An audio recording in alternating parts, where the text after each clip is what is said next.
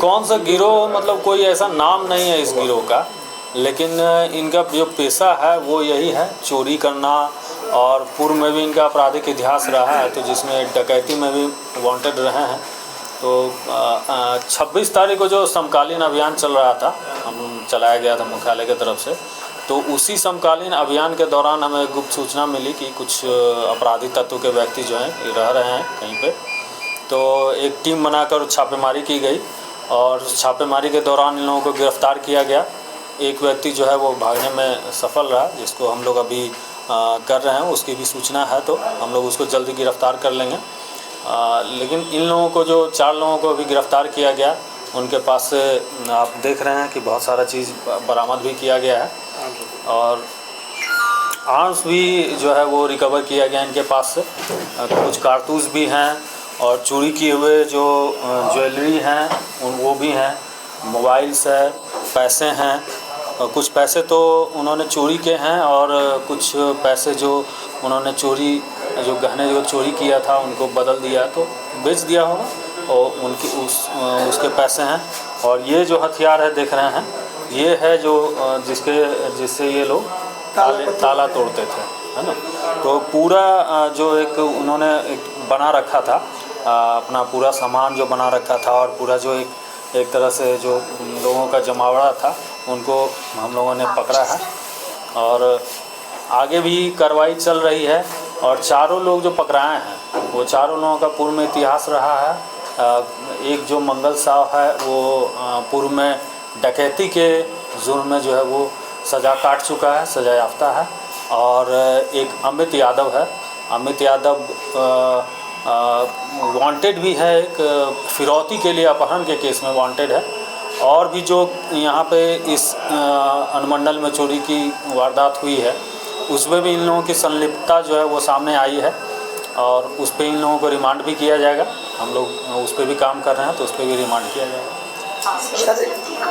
Police अनुमंडल क्षेत्र में जो है कम से कम ये लोग मेरा हिसाब से पिछला 2 साल से ये लोग जो है हर काम चोरी की लगातार घटना कर रहा है। क्या वही ग्रुप लग रहा है ये?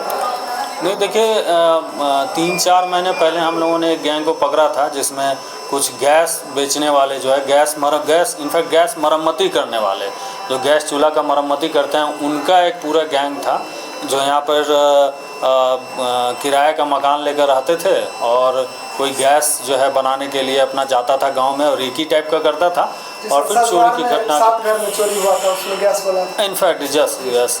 तो इनका मोडस ऑपरेंडी भी वही है, सेम इस तरह ही है कि ये भी यहाँ पे किराए का मकान लेकर रहे हैं। सारे ये जो हैं ये लोग मधुबनी के हैं और जो है यहाँ पे किराए का मकान लेकर रह रहे थे और घटना को अंजाम देके या तो फिर कहीं निकल जाते थे, मधुबनी निकल गए या फिर कहीं और, ताकि हम कुछ ये साक्ष्य न जुटा पाएँ। तो इस तरह से इनका मोडस ऑपरेंडी रहा है।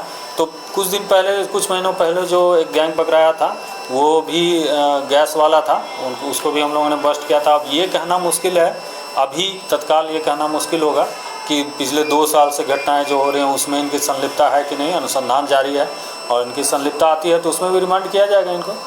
सर, जैसे पब्लिक के बीच में हम लोग जाते हैं तो वहाँ से एक बात सामने आता है कि प्रशासन चोरी के बाद चोर को पकड़ने में या सामान को बरामद करने में तो सक्षम है, लेकिन चोरी को रोकने में सक्षम नहीं हो पा रहा है। तो इस पर सर कैसा पालन है? नहीं, देखिए ऐसी बात नहीं है। चोरी को रोकने में पुलिस की तो भूमिका है ही, प्रशासन की भूमिका भी है, लोगों की भी भूमिका है।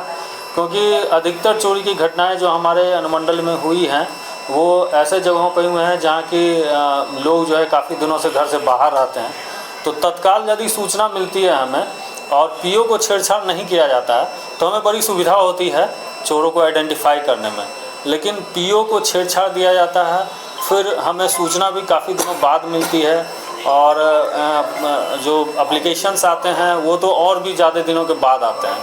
तो इसमें हम लोग भी बंद जाते हैं कहीं ना कहीं। और घटना जब छेड़छाड़ हो जाता है घटना स्थल से तो बहुत कुछ जो है वो वहाँ से विलुप्त हो जाता है। जैसे एफएसएल की टीम आती है तो जांच करती है तो पता चलता है कि कोई अच्छा सा फिंगरप्रिंट ही नहीं आ रहा है, जिससे कि तो इसमें अपील करेंगे और लोगों से भी अपील करेंगे कि जैसे ही चोरी की घटना होती है तो तत्काल जो है वो पुलिस को सूचित करें और घटना स्थल से छेड़छाड़ नहीं करें।